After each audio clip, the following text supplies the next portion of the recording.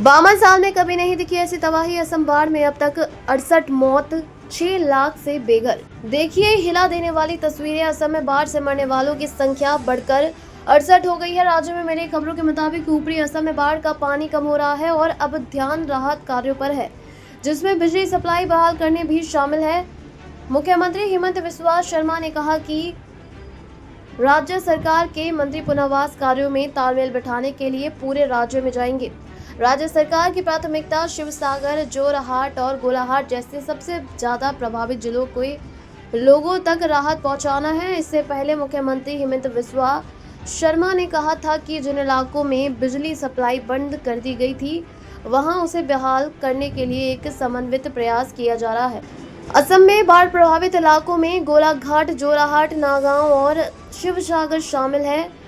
4 जिलों में कुल 354 राहत शिविर और राहत वितरण केंद्र अभी चल रहे हैं, जहां विस्थापित हुए 37,724 लोगों को आश्रय और मदद दी जा रही है।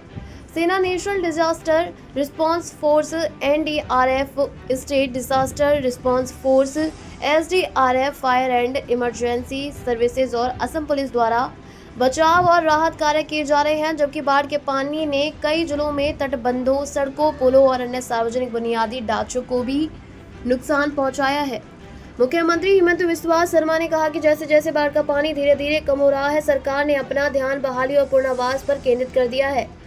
उन्होंने कहा कि बाढ़ के दौरान एहतियात के तौर पर रोकी गई बिजली आपूर्ति को शिवसागर, जोराहाट, चराई देव, धुबरी और बुगाई गांव सहित कई जिलों में व्यापक सुरक्षा जांच के बाद चरणों में बहाल किया जा रहा है। उन्होंने कहा कि हम जल्द से जल्द जरूरी सेवाओं को बहाल करने और यह सुनिश्चित करने के लिए प्रतिबद्ध है कि हर प्रभावित समुदाय सामान्य स्थिति में लौट आए।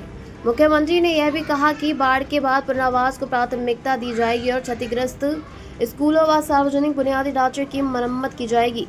बाढ़ मुक्त असम के अधूरे वादे को लेकर कांग्रेस ने बीजेपी पर निशाना साधा। इस बीच कांग्रेस अध्यक्ष मल्लिकार्जुन खड़गे और विपक्ष के नेता राहुल गांधी ने बाढ़ प्रभावित लोगों के प्रति एकजुटता व्यक्त की। कांग्रेस नेताओं ने केंद्र और असम सरकार से अपील की है कि वे राज्य में बार बार आने वाले बाढ़ के संकट का स्थायी समाधान खोजने के साथ साथ तुरंत राहत भी पहुंचाए। खड़गे ने कहा कि केंद्र और राज्य सरकारों को बचाव, राहत और पुनर्वास के लिए सभी उपलब्ध संसाधनों का इस्तेमाल करना चाहिए। साथ ही उन्हें पीएम-सीएआरईएस फंड से बड़ी मदद जारी करनी चाहिए और बाढ़ में जान गंवाने वाले हर व्यक्ति, घर और आजीविका के नुकसान के लिए उचित मुआवजा सुनिश्चित करना चाहिए। खड़गे ने बीजेपी के 2016 के कसम विजन डॉक्यूमेंट का जिक्र करते हुए सवाल किया कि सत्ता में एक दशक के रहने के बावजूद असम को बाढ़ मुक्त बनाने के वादे क्यों पूरे नहीं हुए।